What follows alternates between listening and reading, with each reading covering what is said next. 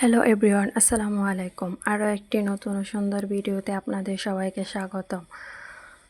এখানে আমি একটি চুড়িতে কাজ করে দেখাবো। প্রথমে আমি একটি সাদা ফেব্রিক নিয়ে চুড়িটিকে পেঁচিয়ে নিয়েছি।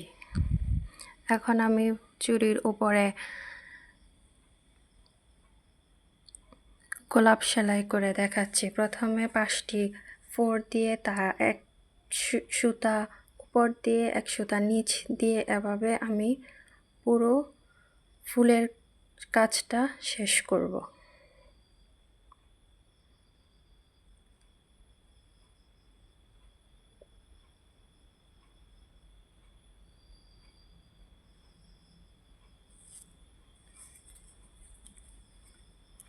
এই কাজটি করার জন্য আমি এখানে সুতি লাচ্ছি সুতা ব্যবহার করছি কমলা কালার 2 গুণ।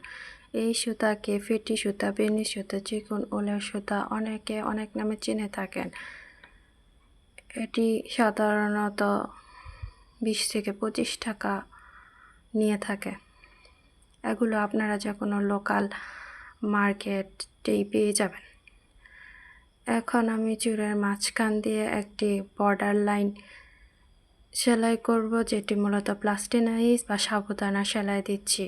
এই সেলাইটি করার জন্য প্রথমে একটি ছোট্ট করে ফোর নিয়ে ওই ফোরের ভেতর দিয়ে সুইটি উঠে দেন ওই ফোরের ভেতর দিয়ে আবার সুইটি উঠাতে হয়।